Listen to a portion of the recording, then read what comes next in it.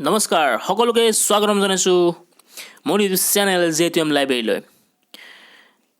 PRRD পৰীক্ষাৰ exam date ঘোষণা হ'ল নেকি সেই বিষয়ত মই আজি ক'বলৈ ওলাইছোঁ। একচুৱেলি অফিচিয়েল নটিফিকেশ্যন এতিয়াও অহা নাই যে PRRD পৰীক্ষাৰ এক্সাম কেতিয়া অনুষ্ঠিত হ'ব, কিন্তু মই নিজে এটা সমীক্ষা চলাইছিলোঁ যে কেতিয়ালৈকে পৰীক্ষা হ'ব পাৰে। বিভিন্ন ধৰণৰ ৱেবছাইট মই অধ্যয়ন কৰিলোঁ।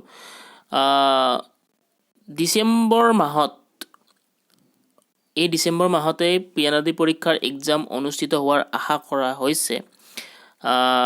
এতিয়া ডিচেম্বৰ আজি 15 তাৰিখ হ'ল, বেছি দিন নাই আৰু ডিচেম্বৰ মাহ শেষ হ'বলৈ। গতিকে নটিফিকেশ্যন যদি এইবাৰ যদি পৰীক্ষা ডিচেম্বৰ মাহতে হয় তেনেহ'লে নটিফিকেশ্যন আহিব পৰা সময় হৈ গৈছে, হয়তো 2 দিনৰ ভিতৰত নটিফিকেশ্যন আহি যাব। কিন্তু মোৰ মতে যদি মই কওঁ তেনেহ'লে ডিচেম্বৰত পৰীক্ষা অনুষ্ঠিত নহয়, হয়তো জানুৱাৰী ফাৰ্ষ্ট উইকত হ'ব পাৰে আৰু ডিচেম্বৰৰ শেষৰ ফালে হয়তো নটিফিকেশ্যন আহিব পাৰে। সম্ভাৱনা প্ৰায় 60% সম্ভাৱনা আছে জানুৱাৰীত পৰীক্ষা অনুষ্ঠিত হোৱাৰ।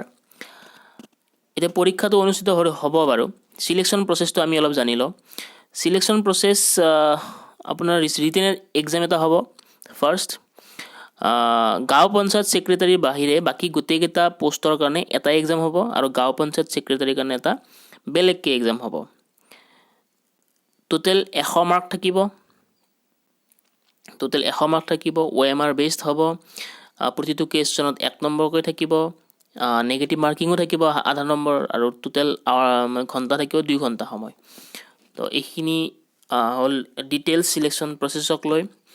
এতিয়া কথাটো হ'ল, যদি আমি যোৱা যিকেইটা পৰীক্ষা হৈ গ'ল বা SI পৰীক্ষাৰ কথাই চাওঁ, নেগেটিভ মাৰ্কিং তাতো আছিল। গতিকে নেগেটিভ মাৰ্কিং থকা বাবে যোৱাবাৰ কাট অফটো অলপ কম গৈছে, বহুত কম গৈছে। গতিকে এইবাৰো যদি পৰীক্ষা অলপ স্বচ্ছ নিকা ধৰণে অনুষ্ঠিত হয়, লিগেল যদি হয়, যিহেতু নেগেটিভ মাৰ্কিং আছে, গতিকে এইবাৰো হয়তো কাট অফ কম যোৱাৰ সম্ভাৱনা আছে। গতিকে সেই হিচাপে আপোনালোকে প্ৰিপাৰেশ্যনটো আৰম্ভ কৰক। এতিয়া এইটো হ'ল চিলেকশ্যন প্ৰচেছ। এইবাৰ চিলেবাছখন চাই লওক কেনেকুৱা ধৰণৰ আহিব পাৰে। এতিয়া এই চিলেবাছখন SI পৰীক্ষাৰ চিলেবাছৰ নিচিনা ছেম। লজিকেল ৰিজনিং আৰু এপ্টিটিউড এটা থাকিব part. General knowledge with special emphasis on Assam. তো জেনেৰেল নলেজ থাকিব অসমৰ ওপৰত, আৰু জেনেৰেল ইংলিছ থাকিব। এতিয়া ক'ত কিমান নম্বৰ আহিব বা কিমান মাৰ্ক আহিব সেইটো কথা এতিয়ালৈকে অফিচিয়েল একো ঘোষণা হোৱা নাই বা নহয়ও। কিন্তু যোৱা পৰীক্ষাবোৰ চাই কিনে মই আনুমানিক এটা অনুমান লগাইছোঁ যে ৰিজনিং এপ্টিটিউডৰ ওপৰত প্ৰায় 30টামান আহিব পাৰে। জেনেৰেল নলেজত 55 ইয়াৰ ওচৰে পাজৰে হ'ব, আৰু জেনেৰেল ইংলিছত 15 আহিব পাৰে।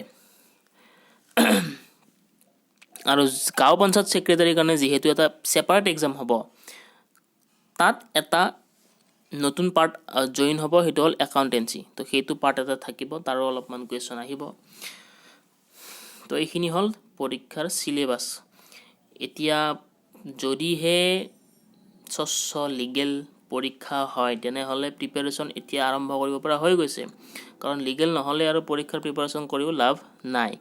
গতিকে সেইটোৱে, লিগেল যদি হয় তেনেহ'লে কাট অফ এইবাৰো কম যোৱাৰ সম্ভাৱনা আছে, চান্স বেছি আছে। যদি এতিয়াৰ পৰা প্ৰিপাৰেশ্যন কৰা হয় হয়তো আপোনাৰ নাম আহিব পাৰে।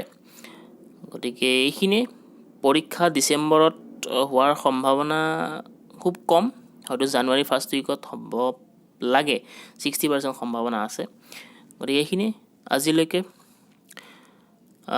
যদি ভিডিঅ'টো ভাল পাইছে তেনেহ'লে লাইক কৰিব, চেনেলটো ছাবস্ক্ৰাইব কৰিব আৰু ভিডিঅ'টো শ্বেয়াৰ কৰি দিব। তো আজিলৈ এইখিনিয়ে। ধন্যবাদ। জয় অসম।